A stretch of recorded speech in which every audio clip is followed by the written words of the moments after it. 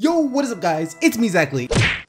Kawhi Leonard, one of mine, not even just mine actually, one of everybody's favorite players in the league it seems. He can do it all, both offensively and defensively. He will do anything you want him to do and do it so effortlessly. He never shows even an ounce of emotion after he does anything on the court. He's the type of player to hit a game-winning shot as the clock expires and still try and get back on defense. And that really goes for everyone on the San Antonio Spurs roster. If you want to thrive with that team, if you want significant playing time with the Spurs, you've got to be a class act, professional, and a team first player above all. Which is why I've been questioning the Rudy Gay to San Antonio signing ever since it happened. Partially, not even partially, mainly because Rudy Gay has never been on a team like the San Antonio Spurs before. He's always been an isolation, one-on-one, I'ma get mine, screw the rest of the team type player, and that stuff doesn't fly with the Spurs. So there's that, and there's the fact that him and Kawhi both play the same position, so I'm like, alright, how is this gonna work out? Is Rudy Gay gonna play the 4? Is Kawhi gonna play the 4? Is Kawhi gonna slide over to the 2? What's going to happen here? Gay off the bench? Who knows? I went through just about every single possibility in my mind trying to picture exactly how this is gonna work out. But the one thing that never even crossed my mind, the one possibility I didn't even give existence to in my mind, was the one of Kawhi Leonard being the San Antonio Spurs starting point guard. I know that sounds crazy. That is probably one of the most ridiculous things you have heard to date. Kawhi Leonard starting the season off at point guard for the San Antonio Spurs. But this is a legit thing. There have been articles and rumors floating around for the past couple of days suggesting that Kawhi Leonard could be the Spurs starting point guard next season. And as crazy as that sounds, I have learned never to doubt, of course, Greg Popovich or Kawhi Leonard. Never, ever, ever will I say Kawhi Leonard can't do that. Every year since he's come into the league, Kawhi Leonard has added something to his game. He would end off the year struggling in a certain area of his game, having a hole in a certain area of his game, and by the time next year start, he would not only fill that hole or be able to do the thing that he wasn't able to do last year, but all of a sudden he's one of the best players in the league at doing that. So I wouldn't be surprised at all if he were to come back next year as one of the best passers in the NBA. I'm talking about getting dimes like LeBron,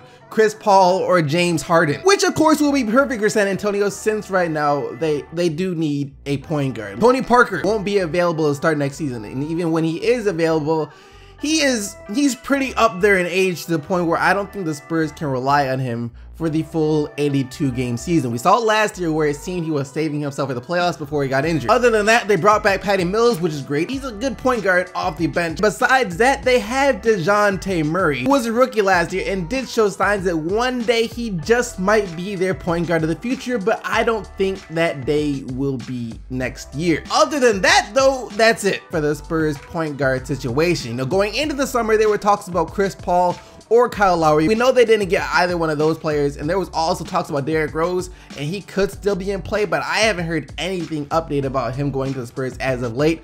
Then again, I didn't even know Rudy Gay had a meeting with the Spurs before the news came out that he decided to sign with them, so who knows, maybe Derrick Rose joins out of nowhere and this whole argument discussion thing is irrelevant now. But let's say the Spurs do go into the season with the roster they have right now. Is it too hard to believe that Kawhi Leonard could actually start at the point guard position? I don't think so. And to be honest, it might actually work out pretty well for the Spurs. I mean, just think about it. It wouldn't be too different from what they did last year. Last year, Kawhi Leonard was pretty much the primary ball handler for the San Antonio Spurs. The ball was in his hand a majority of the time. So offensively, I don't think it will be that much different for the Spurs to start Kawhi Leonard at the point guard position. And defensively, we all know it wouldn't be a problem at all. Kawhi Leonard guards point guards, shooting guards, small forwards, power forwards, whatever their best offensive player is, Kawhi Leonard's got him. So defensively, it wouldn't change anything whatsoever. So overall, while I might not see right now how this whole Rudy Gay signing will impact the Spurs in a positive way, it very well could cause them to try things that they might not have been able to try before without Rudy Gay, such as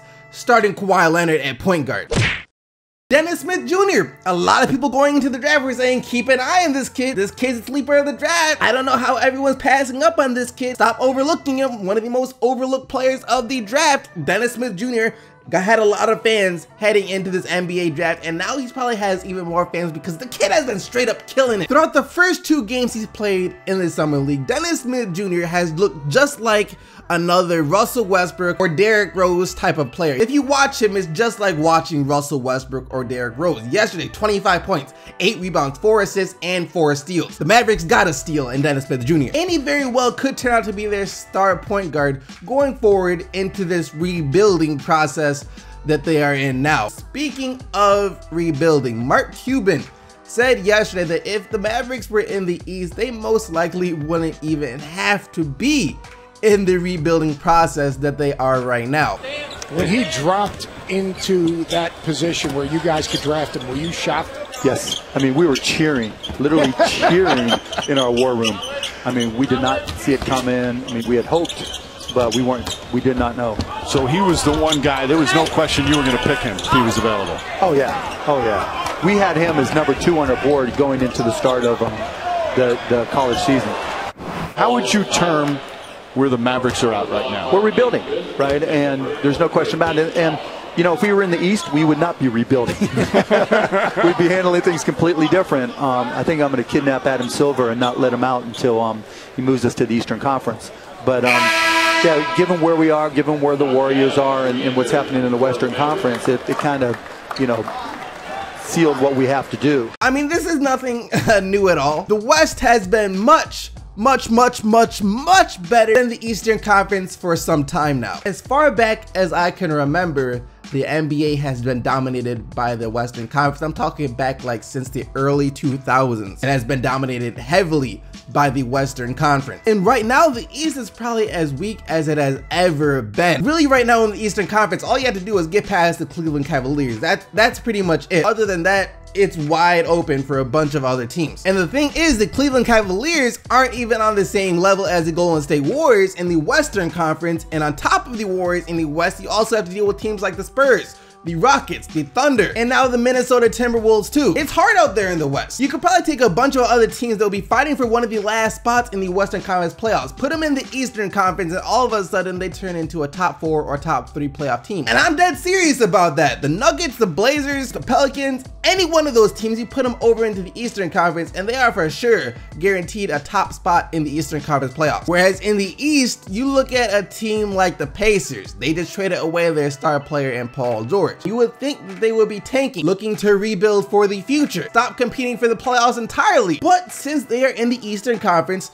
they really don't have a choice. In the West, it's a struggle to make the playoffs. In the East, it's a struggle not to make the playoffs. If you are in the Eastern Conference, you are automatically in contention for a playoff spot no matter who you are. The Brooklyn Nets are in contention for a playoff spot in the East next year at this point. So Cuban is right. If the Dallas Mavericks were in the Eastern Conference, they probably wouldn't even be in the full-on rebuilding mode that they are right now. They would have been fighting for a playoff spot in the East. I wouldn't be surprised if they made the playoffs in the East last year. But being forced to rebuild in the West isn't necessarily a bad thing either. They got a player like Dennis Smith Jr. If they were in the Eastern Conference, they would have had a better record and never would have gotten a bad enough pick to get a player like Dennis Smith Jr. And in the end, the better your competition is, the better it forces you to be. So being in the stacked Western Conference kind of forces you to become a really good team at some point if you ever want to compete. Whereas in the East, you can just be mediocre and compete forever. Now with all that out the way though, it's time to get into the question of the day. Do you think Kawhi Leonard can play the point guard? Can you see the San Antonio Spurs actually starting off the season with Kawhi Leonard being their starting point guard? Let me know down in the comment section below, but now let's take a look at what you guys said in yesterday's video. Yesterday, after James Harden got a contract extension of 4 years worth $170 million extra dollars added onto the contract he already has, which comes out to him making about $116,000 a day, by the way, I asked you guys what you would do if you had that kind of money. What would you do if you were making James Harden money? And here's what you said. I swear if I was making James Harden money, I would buy out Joakim Noah's contract and then buy him a haircut. I would write a thank you letter to Sam Presti for making it all possible. If I was making James Harden money, I would buy the whole 76ers roster, a lifetime supply of med kits. To be honest, I don't even think James Harden could afford the Philadelphia 76ers medical bill. Like I said though, don't forget to leave your answer for today's question of the day down in the comment section below. But other than that, thank you once again for watching the video. Hope you guys did enjoy it. If you did, don't forget to leave a like and subscribe for more daily NBA videos. And until tomorrow, keep getting the buckets, Team STC, and I'm out of here. Peace!